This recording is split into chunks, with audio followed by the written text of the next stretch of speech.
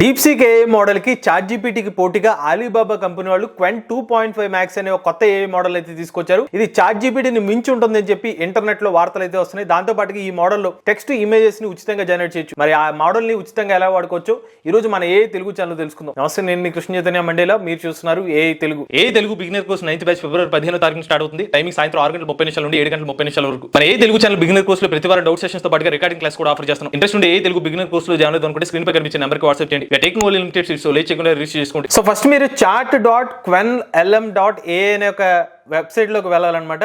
ఈ particular URL మీరు type చేసిన తర్వాత మీకు యూజర్ ఇంటర్ఫేస్ అయితే ఇలా కనిపిస్తుంది.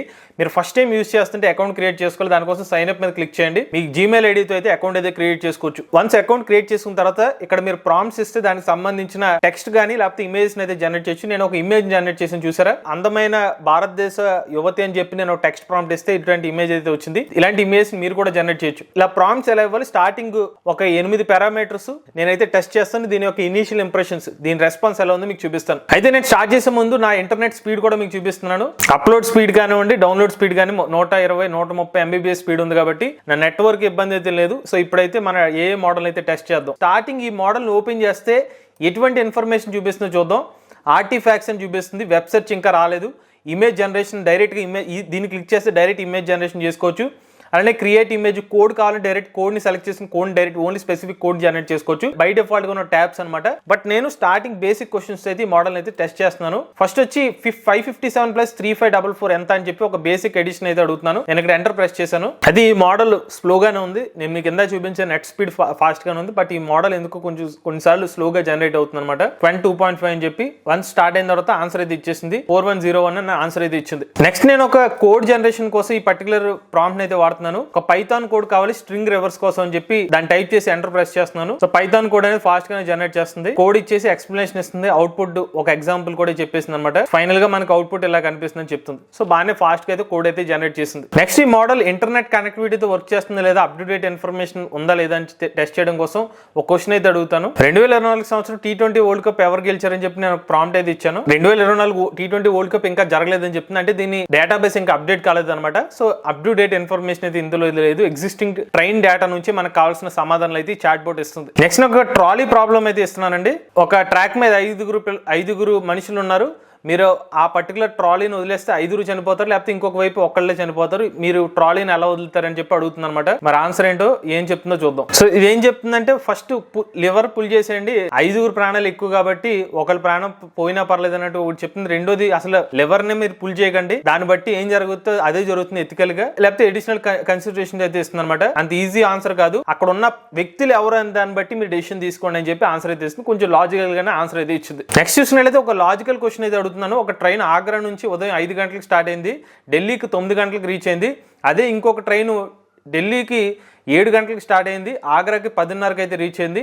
ఈ 2 ట్రైన్స్ ఏ టైంలో క్రాస్ అయ్యే అవకాశం ఉందని చెప్పి రీజనింగ్ క్వశ్చన్ అనమాట.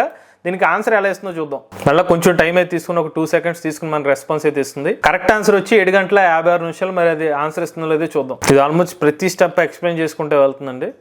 డైరెక్ట్ ఆన్సర్ అయితే ఇవ్వలేదు. సో మనకు కరెక్ట్ ఆన్సర్ ఇచ్చింది 7:56. సో రీజనింగ్ పరంగా కూడా కరెక్ట్ గానే జవాబు అయితే ఇస్తుంది. ఇంకొక రీజనింగ్ క్వశ్చన్ అడుగుతున్నాను.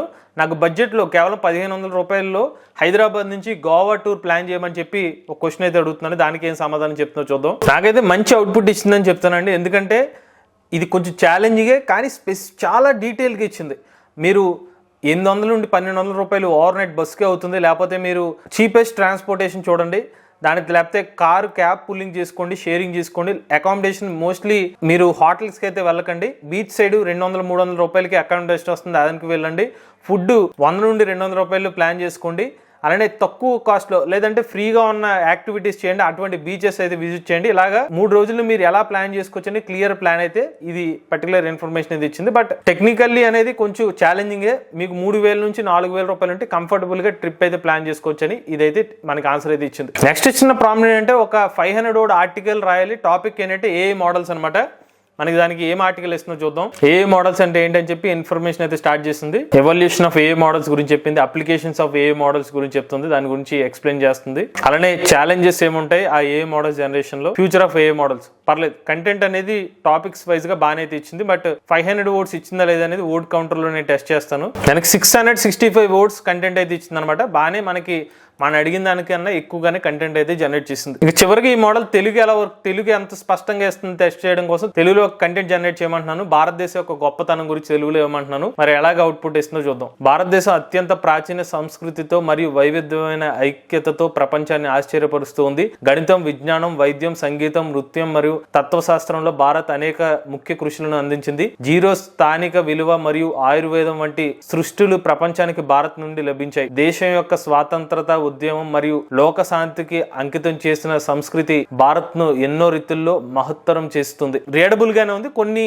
టూ మచ్ తెలుగు పదాలు వాడినా కూడా ఓవరాల్ గా అయితే చదివే విధంగా ఉంది. తెలుగు పరంగానే సాటిస్ఫైగా కంటెంట్ అయితే జనరేట్ చేస్తుంది. ఇక చివరిగా మీరు ఎదురు చూస్తుందాన్ని మన ఇమేజ్ జనరేషన్ కూడా చేయొచ్చు. ఆ ఇమేజ్ ఎలా జనరేట్ చేయాలో కూడా మీకు చూపిస్తాను నేను. మీరు కావాలంటే ఇమేజ్ జనరేషన్ ఇలా సెలెక్ట్ చేసుకుంటే రేషియోస్ కూడా చూపిస్తుంది. 1:1, 3:4 ఏ రేషియోలో కావాలంటే ఇమేజ్ జనరేట్ చేసుకోవచ్చు. లేదంటే డైరెక్ట్ మీరు ప్రాంప్ట్ ఇవ్వచ్చు. సో బెటర్ రికమెండ్ చేసేది ఇమేజ్ జనరేషన్ సెలెక్ట్ చేసుకుని మీకు కావాల్సిన రేషియోని సెలెక్ట్ చేసుకోండి. ఇప్పుడు మీకు ఏ ఇమేజ్ కావాలో మీరు ప్రాంప్ట్ అయితే ఇవ్వండి. నేను ఇచ్చిన ప్రాంప్ట్ ఏంటంటే ప్రపంచం మీద చివరి సెల్ఫీ ఎలా ఉంటుందని నాకు తెలియాలని చెప్పి నేను ప్రాంప్ట్ ఇస్తున్నాను.